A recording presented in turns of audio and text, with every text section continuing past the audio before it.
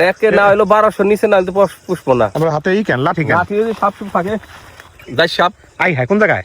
ওই কোন আসলে বিটার কোন আই হ্যাঁ এই যে ইদার সে ফেনা দর্শন। ফেনা দর্শন। আসসালামু আলাইকুম, আমি গাজী শিপলু, গাজীর ভিডিও পেজে আপনাকে জানাই সুস্বাগতম। এখন আমি যাচ্ছি আড়াইল বিলে। আজকে আপনাদের সাথে এক কৃষকের পরিচয় করিয়ে দেবো। তার কথা শুনলে নিশ্চয়ই আপনাদের ভালো লাগবে। চলুন। এই যে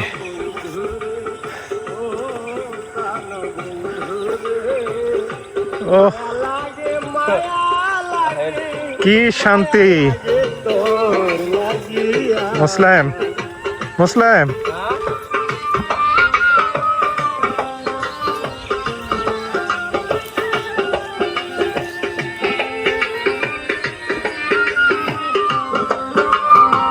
আমাদের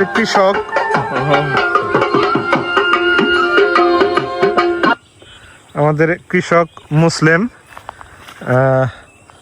মুসলিম এখানে এই যে ক্ষেত, এখানে ধান ফলায়। প্রায় 3 মাস পরে হয়তো আর 15-20 দিন পর ধান কাটা লাগবে। মুসলিম কেমন ধান কেমন হয়েছে? আলহামদুলিল্লাহ ভালো, মাশাআল্লাহ। কয় পাখি বুনছে এবার?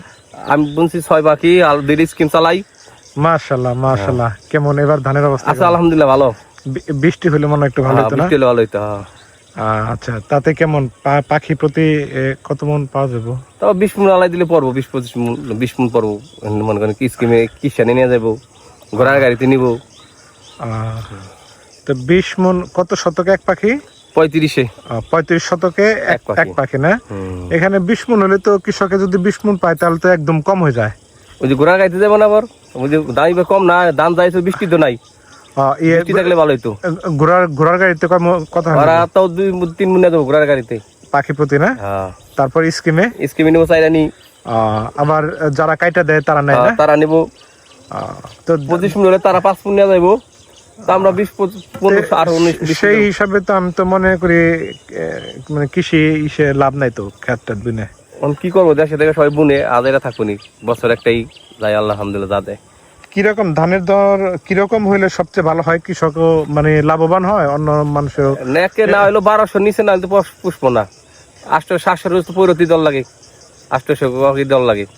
1200 না হলে পুষ্প না। 1200 হইলে মোটামুটি কৃষকের একটা যান বাঁচবো। আচ্ছা, মোটামুটি দেখা যাচ্ছে ভালোই ধান হচ্ছে এখানে। আমি একটু সামনে না দেখাই, ছড়া ছাড়ছে। হ্যাঁ, আর হয়তো এই যে হয়তো 15-20 দিন লাগবে না নাকি? 20 দিন পরে এগুলি কি 20 দিন পরে এখানে হয়তো কাটা লাগবে। প্রচুর ধান আশেপাশে যা দেখা যাচ্ছে।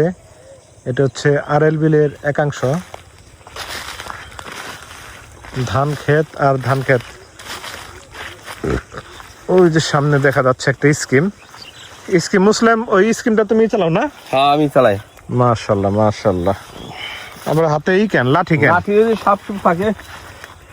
সাপ কি দেখা যায়? হ্যাঁ সাপ কালকে একটা মারছি। কয়াতে এদিকে দেখি, কয়াত মারছো? 2 হাত দেবো। কি সাপ? যাই সাপ। আই হ্যাঁ কোন জায়গায়? ওই কোন আসলে বিটার কোন। আই হ্যাঁ এই যে ইদার সে ফেনা দর্শন। ফেনা দর্শন, এই কারণে লাঠি নিয়ে আসি। আচ্ছা আচ্ছা, আবার গানও বাজে না এখানে? দেই গান শুনি, কি গান আছে? এই যে বয়তি গান লাগাই দেই। মাশাআল্লাহ, একটা গান ছাড়ো, আমরা শুনতে শুনতে যাই স্কিমের দিকে।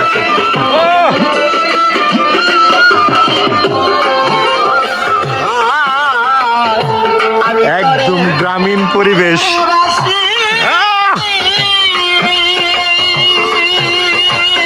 মুসলিম সেই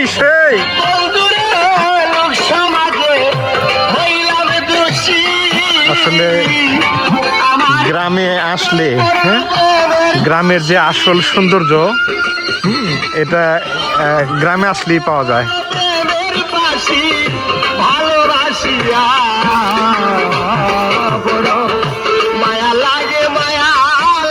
সো বন্ধুরা, কেমন লাগলো কৃষক মুসলিম উদ্দিনের কথা? আপনারা কমেন্টস করে জানাবেন। সকলকে ধন্যবাদ।